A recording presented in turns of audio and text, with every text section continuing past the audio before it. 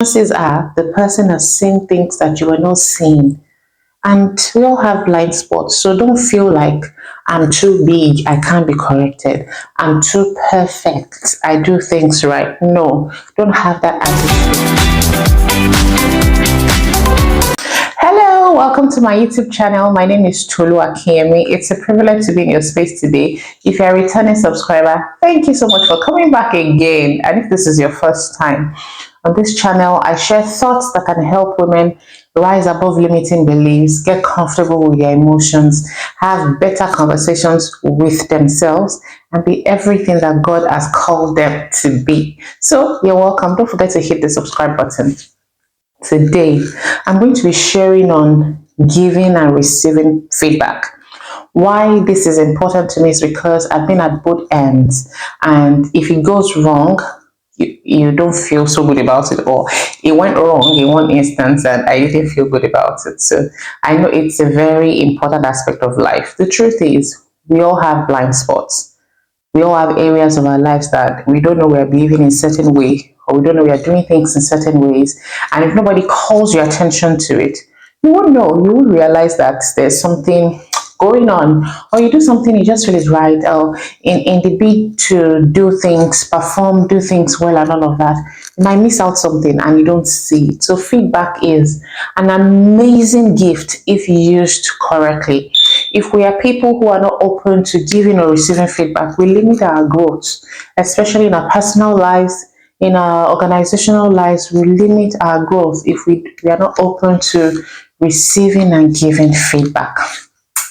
I also know that sometimes we shy away from giving feedback. Here's one reason why I shy away from giving feedback, or why I shy away from giving feedback to certain people. Because over and over again, I've realized that this set of people don't like to hear people tell them things, especially when it is not what they want to hear. Like it's something that's been tried over and over again, and realize that, oh, these people, I'd better just leave you to yourself. Well, he thinks some people are so stuck in doing things a certain way and will not even see it. If there's a fresh perspective, it looks like, who is this on? Where are you coming from? If you receive that kind of feedback over and over again, it almost makes you feel like, I'll just leave you alone. Also, I've been on the end of receiving feedback where it looked like everything the person said was negative. So it made me feel like, am I that bad? Is it everything? Is it everything around me that is that bad? That's another thing again. So another reason why some people will shy away from receiving feedback is because we take things very personally, especially when things that we do. It's almost as though we attach our importance, significance so much to that thing, such that if the feedback is positive, it is a reflection of our personal success. And if the feedback is negative, it's almost like a failure. That's another reason why people will shy away from receiving feedback. But if it's a skill that we all need to learn and embrace. So let's talk about giving feedback. If you're in position to give feedback for whatever reason, it's important that you make that feedback specific. It's different from when you're just making general statements, you're just talking generally. By virtue of what I do, I have to give feedback to people. If I don't do it, immediately something happens. It's almost as though I'm tainting or making general statements about a person. It doesn't go on well with the person who is receiving the feedback, because it's just like, what exactly did I do? What exactly are you saying? So please make it specific to what it is you're trying to address. Because at the end of the day, the aim of feedback is to inspire change.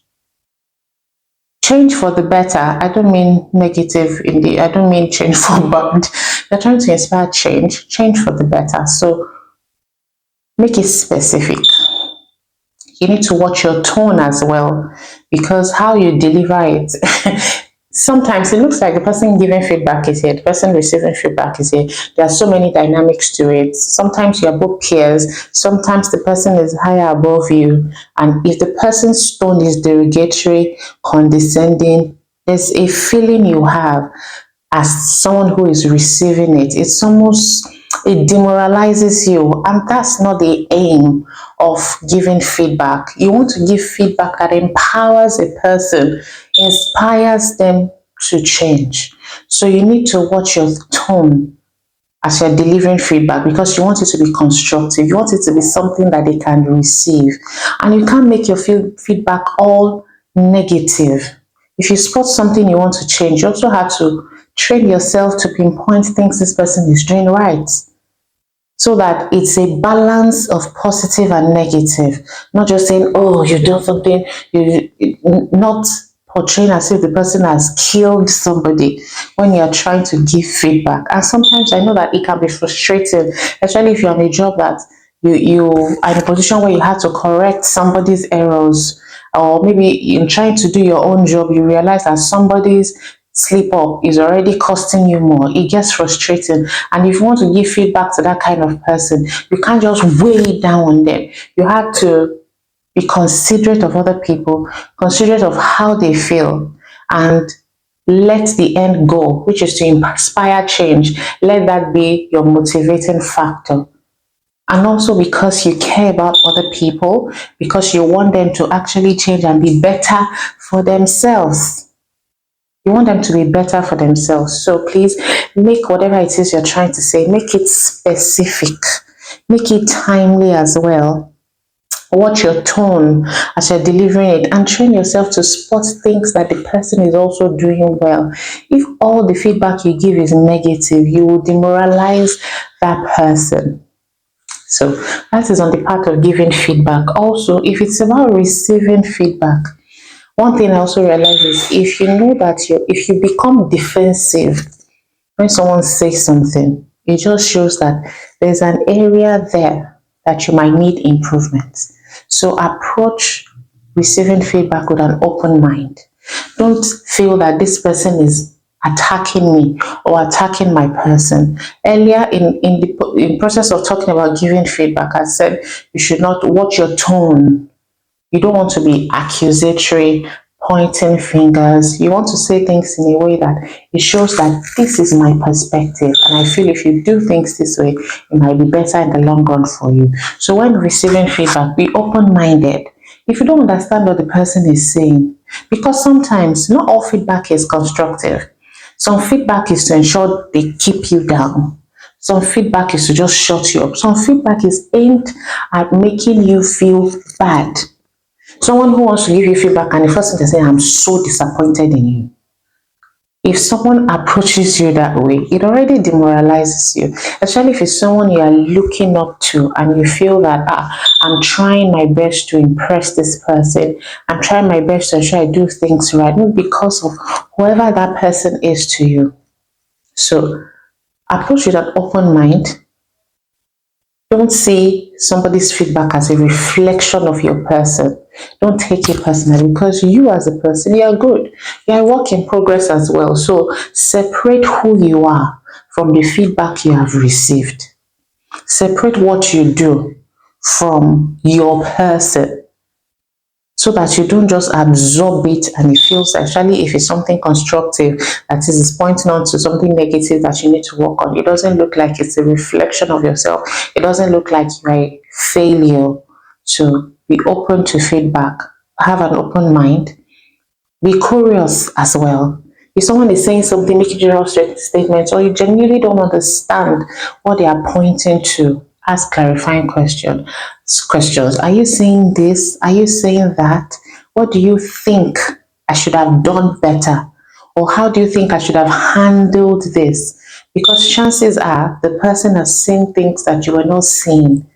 And we all have blind spots. So don't feel like I'm too big, I can't be corrected. I'm too perfect, I do things right. No, don't have that attitude. Embrace feedback because it will help you ultimately to do things right. After asking clarifying questions, thank the person.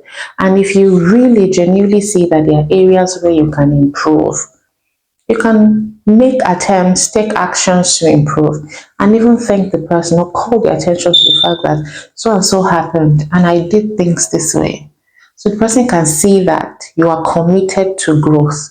That way, that person, especially if the person is like your manager or someone who is ahead of you, that person says that you are a rare kind, you're someone who is open to change, who would embrace feedback. They would watch out for you, they will look out for you, they would ensure that they are pointing you in the right direction. They will end up becoming mentors that you didn't recruit. If you get what I mean. So let's embrace feedback. It's an amazing gift.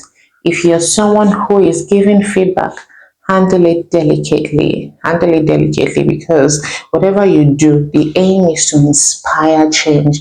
The aim is to ensure that the person grows, not because you just want to pounce on them, not because you want to demean them or anything like that. So please handle this gift delicately. I hope that you've picked one or two things from what I've said today that can help you as you approach your relationships, work relationships, personal relationships at every point. So I see you next time. Bye for now.